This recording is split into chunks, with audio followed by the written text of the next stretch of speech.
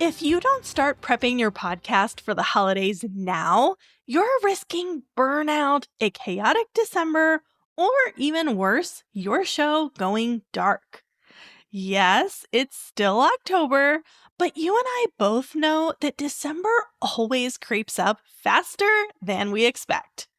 Whatever your December looks like, busy or blissfully quiet, you deserve a break without your podcast skipping a beat.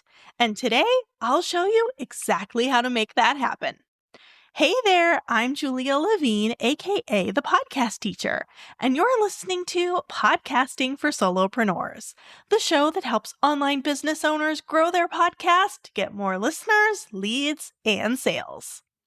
In this episode, you'll learn smart ways to keep your podcast going through the holiday season without breaking your streak and without burning yourself out. Whether you are traveling, juggling kids, or just need a breather, this plan will help you stay consistent and take a real break.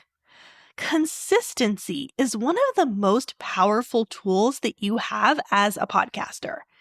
It builds trust with your audience, it signals professionalism, and it keeps your show top of mind.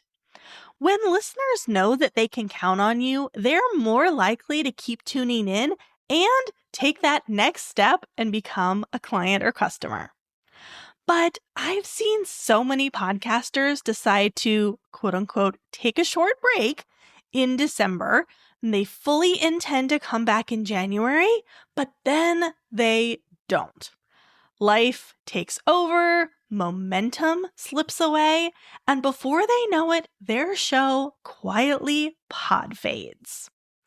So, to avoid this, first and foremost, plan ahead. I know that sounds super obvious, but it's a whole lot easier said than done. I'm guilty of not planning ahead myself, and it comes back to bite me.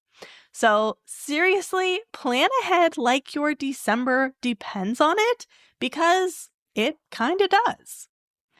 I am intentionally releasing this episode in mid-October because now is the time to get ahead before things get wild. Go ahead and pull up your calendar and pinpoint exactly when you want to take time off from your podcast tasks, like planning, recording, editing, all the things. Then reverse engineer your schedule. So figure out how many episodes you'll need based on the time you want to take off, and then pull up your calendar and identify some spots where you could work on those podcast episodes in advance. Block off that time now. Seriously. You and I both know that something else will come up to fill those spots if you don't block them off now. Let's say that you want to take 3 weeks off. That's 3 episodes for most people. And if it takes you 4 hours to plan, record, edit, and schedule a single episode, that's a total of 12 hours for all 3 episodes. Block off smaller chunks on your calendar or whole days depending on how you prefer to work. I've got some tips coming up that can help you make your episodes faster, but still go ahead and give yourself the full time. If you finish early, that's great. You've got bonus time for other things. And worst case, you've scheduled exactly the amount of time that you need. Once your time is blocked off, we need to make it count. So I have some strategies that will help you produce smart, time-saving episodes. But before we get into those, if this information is helping you feel more prepared and less stressed about your podcast, I would love to support you further inside the Podcast Growth Collective. That is where you'll get lessons, templates, and personalized feedback to plan strategic episodes, stay consistent, and grow your show, all without the overwhelm. Just head to thepodcastteacher.com/collective to check it out. Okay, so one of the easiest ways to lighten your podcast workload is by creating quick tip episodes. These work for any podcaster, but it's an especially helpful strategy if you usually do interviews. Interviews are a ton of work to prepare, schedule, record, and edit. So for now, I suggest that you take a break from interviews and swap out a few of those slots for quick tip solo episodes. Keep these short and punchy. It is totally fine if they're not your usual length. While I do normally recommend keeping episodes roughly around the same length, trimming things down for the holidays is a smart trade-off if it means that you can keep publishing consistently without the stress. Quick tip episodes are efficient, they're valuable, and they're easy to produce. Another winning format is the FAQ episode. Just pick a question that your audience asks often and dedicate an episode to answering it. These are perfect for casual, off-the-cuff recordings, and if you usually script everything like I do, you can take this opportunity to loosen up a little. This will save you time if you just work from an outline, and your audience will appreciate the relaxed conversational vibe because it will feel like a chat where you're just simply answering their question. Another great option is to create a holiday-themed mini-series. Think of this like a quick tip series, but tied together with a focused theme, especially one that feels timely. So let's say that your podcast is about weight loss.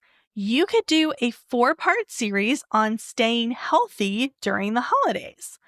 Maybe one episode is on handling sugary treats at parties. Another episode is about sticking to workout routines during especially busy times, and so on. Each episode stays short and actionable, but together these episodes give your audience a helpful roadmap to tackle the season without falling off track. And finally, one other strategy is to replay a past episode. But I only endorse this if you've been podcasting for over a year. Replaying something from just a few months ago doesn't really make sense. It's still relatively fresh in your audience's memory, and most of your listeners will probably have already heard it.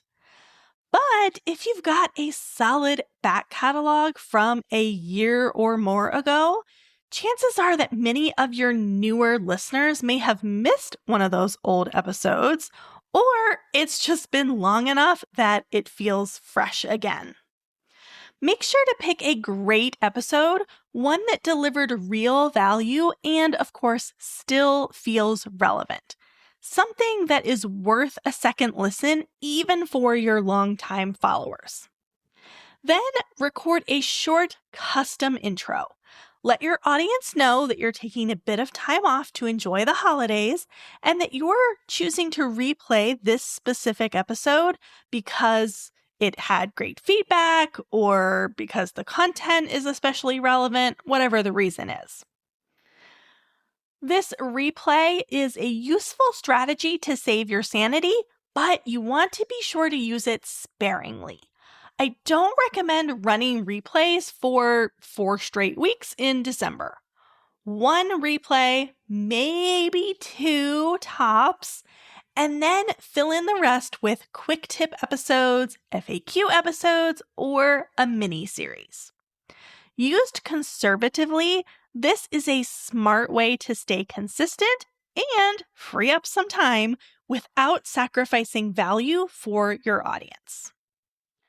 So now that you have a toolkit of strategies, I urge you to block time on your calendar right now to batch out a few episodes. Get them planned, recorded, edited, and scheduled before your holiday chaos kicks in.